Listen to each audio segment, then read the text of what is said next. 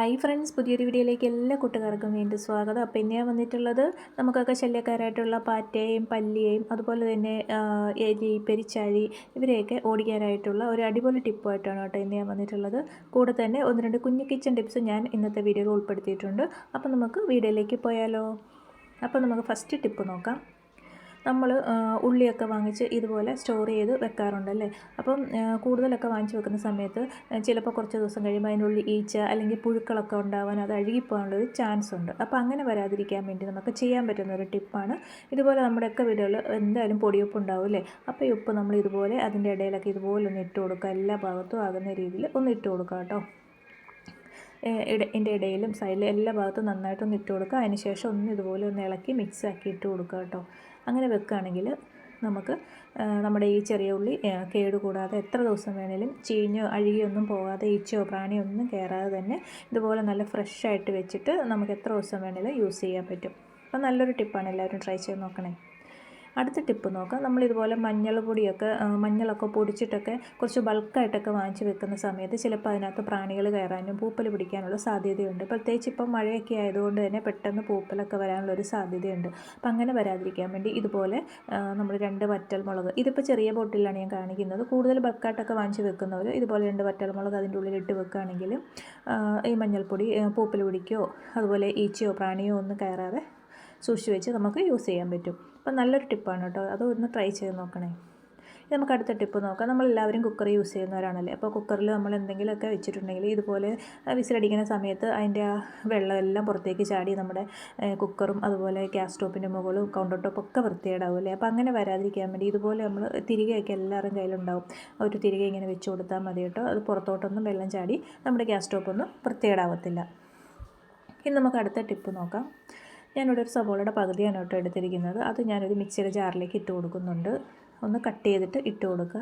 ഇനി അതിനുശേഷം അതിലേക്ക് ഞാൻ ചേർത്ത് കൊടുക്കുന്നത് വിനാഗിരിയാണ്. അപ്പോൾ ഒരടപ്പ്, ആ ഒരു വിനാഗിരിയുടെ അടപ്പിന് ഒരടപ്പ് കുറച്ച് ഞാൻ ഒഴിച്ച് കൊടുക്കുന്നുണ്ട് വിനാഗിരി. എന്നിട്ട് നമുക്ക് നന്നായിട്ടൊന്ന് അരച്ചെടുക്കണം. ഇത് വെള്ളമൊന്നും ചേർക്കുന്നില്ല, വിനാഗിരി മാത്രം ഒഴിച്ചിട്ടാണ് അരച്ചെടുത്തതിന് ശേഷം അതിലേക്ക് കുറച്ച് വിനാഗിരി കൂടെ ഞാൻ ഒഴിച്ച് കൊടുക്കുന്നുണ്ട്. എന്നിട്ട് ഇതെല്ലാം കൂടെ മിക്സ് ചെയ്തിട്ട് നമുക്കൊന്ന് അരിച്ചെടുക്കണം ഇത്. അപ്പോൾ ഞാനൊരു മറ്റൊരു പാത്രത്തിലേക്ക് ഇത് ഒഴിച്ച് അരിച്ചെടുക്കുന്നുണ്ട്. അപ്പോൾ ആ സവോളയുടെ നീരെല്ലാം കൂടി ഇതുപോലെ നന്നായിട്ടൊന്ന് നമുക്കിതിൽ നിന്ന് പിഴിഞ്ഞിങ്ങനെ എടുക്കണം. അപ്പോൾ നന്നായിട്ട് പിഴിഞ്ഞെടുത്തിട്ടുണ്ട്. ഇനി നമുക്ക് വേണ്ടതൊരു പാരസെറ്റാമോളിൻ്റെ ടാബ്ലറ്റാണ്. അതുകൂടി ഞാൻ ഇതിലേക്കൊന്ന് പൊടിച്ച് ചേർത്ത് കൊടുക്കുന്നുണ്ട്. ഇനി നമുക്ക് വേണ്ടത് ഡെറ്റോളാണ്. അപ്പോൾ ഡെറ്റോളും കൂടെ കുറച്ച് ഇതിലേക്ക് ഒഴിച്ച് കൊടുക്കുന്നുണ്ട്. ഇനി ഡെറ്റോൾ ഇല്ലാന്നുണ്ടെങ്കിൽ നമുക്ക് ലൈസോൾ വേണമെങ്കിൽ അത് ചേർത്ത് കൊടുക്കാം. ഇനി നമുക്ക് നന്നായിട്ടൊന്ന് മിക്സ് ചെയ്തെടുക്കാം. അപ്പോൾ നമ്മുടെ പാരസെറ്റാമോൾ ടാബ്ലറ്റും ഡെറ്റോളും എല്ലാം നമ്മുടെ ഈ ഒരു സവോളയുടെ നീരിനകത്ത് നന്നായിട്ട് നമുക്ക് മിക്സ് ചെയ്ത് കിട്ടും.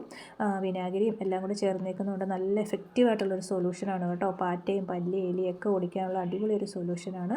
നമുക്ക് സൊല്യൂഷൻ ഇപ്പോൾ റെഡി ആയിട്ടുണ്ട്. അതൊരു സ്പ്രേ ബോട്ടിലേക്ക് ഞാൻ ഒഴിച്ചു കൊടുത്തിട്ടുണ്ട്. ഇനി നമുക്ക് നമ്മുടെ കൗണ്ടർ ടോപ്പിലൊക്കെ ഇതുപോലെ ഒന്ന് സ്പ്രേ ചെയ്ത് കൊടുക്കാം. രാത്രി സമയത്ത് ഇതുപോലെ സ്പ്രേ ചെയ്ത് കൊടുത്തിട്ട് ഒന്ന് തുടച്ച് വിട്ടാൽ മതി. രാത്രിയിൽ നമ്മുടെ കിച്ചണിലേക്ക് ഇറങ്ങി വരുന്ന പാറ്റയുടെയും പല്ലിയുടെയും ഒക്കെ ശല്യം നമുക്ക് കുറയ്ക്കാൻ പറ്റും. അതുപോലെ നമ്മുടെ ഗ്യാസ് സ്റ്റോപ്പിൻ്റെ മുകളിൽ അടിഭാഗത്ത് ഒക്കെ നമുക്കിത് സ്പ്രേ ചെയ്ത് കൊടുക്കാവുന്നതാണ്. വേണമെങ്കിൽ നമുക്ക് ഇങ്ങനെ തന്നെ നമുക്ക് ഇട്ടേക്കാം. ഇല്ലാന്നുണ്ടെങ്കിൽ നമുക്ക് തുടച്ചു വിടുകയോ എന്ത് വേണമെങ്കിലും ചെയ്യാം. അങ്ങനെ ഒഴിച്ചു വെച്ചാലും കുഴപ്പമൊന്നുമില്ല. രാത്രി സമയത്ത് പാറ്റയോ പല്ലിയോ ഒന്നും നമ്മുടെ കിച്ചണിലേക്ക് ഇതിൻ്റെ ആ ഒരു സ്മെല്ലടിച്ചിട്ട് കിച്ചണിൽ വരത്തില്ല. പിന്നെ നമുക്ക് നമ്മുടെ കിച്ചണിൽ സിങ്കിൽ ഇതുപോലെ തന്നെ നമ്മൾ സ്പ്രേ ചെയ്ത് കൊടുക്കുക. അതിൻ്റെ ഹോളിൽ ആ പൈപ്പിൽ നിന്നൊക്കെ പുറത്തേക്ക് പാറ്റയോ പല്ലിയോ ഒക്കെ വരാനുള്ള സാധ്യതയുണ്ട്, പഴുതാരയൊക്കെ. അപ്പോൾ അതൊന്നും കയറി വരാതെ കിച്ചൺ സിങ്ക് നല്ല വൃത്തിയായി കിടക്കുകയും ചെയ്യും. അപ്പോൾ കിച്ചൺ സിങ്കിലും ഇതുപോലെ ഒന്ന് രാത്രിയിൽ നമ്മൾ സ്പ്രേ ചെയ്ത് കൊടുക്കുന്നത് നല്ലതാണ്. നമ്മുടെ വാഷ് ബേസിനിലും ബാത്റൂമിലും ഒക്കെ നമുക്കിത് സ്പ്രേ ചെയ്ത് കൊടുക്കാവുന്നതാണ്. പാറ്റയുടെ പല്ലിയുടെ ശല്യമുള്ള എല്ലാ ഭാഗത്തും നമുക്കിത് സ്പ്രേ ചെയ്ത് കൊടുക്കാം. അതുപോലെ വീടിന് പുറത്ത് എലിയും പെരിച്ചാഴിയൊക്കെ വരുന്ന ഭാഗത്തും നമുക്കിതൊന്ന് സ്പ്രേ ചെയ്ത് കൊടുത്താൽ മതി. അവർ വരുന്ന ആ ഭാഗത്തൊക്കെ നന്നായിട്ടൊന്ന് സ്പ്രേ ചെയ്യുമ്പോൾ പിന്നെ അവരുടെ ശല്യ ഭാഗത്തേക്കേ ഉണ്ടാകത്തില്ല. അപ്പോൾ ഇവരെയൊക്കെ ഓടിക്കാനുള്ള അടിപൊളി ടിപ്പാണ് കേട്ടോ. അപ്പോൾ എല്ലാവരും ഇതൊക്കെ ഒന്ന് ട്രൈ ചെയ്ത് നോക്കണേ. അപ്പോൾ ഇത്രയുള്ള കേട്ടോ ഇന്നത്തെ വീഡിയോ. ഇഷ്ടപ്പെട്ടാൽ ഒന്ന് ലൈക്ക് ചെയ്യാനും സബ്സ്ക്രൈബ് ചെയ്യാനും മറക്കല്ലേ. അടുത്ത വീഡിയോയുമായിട്ട് വീണ്ടും കാണാം.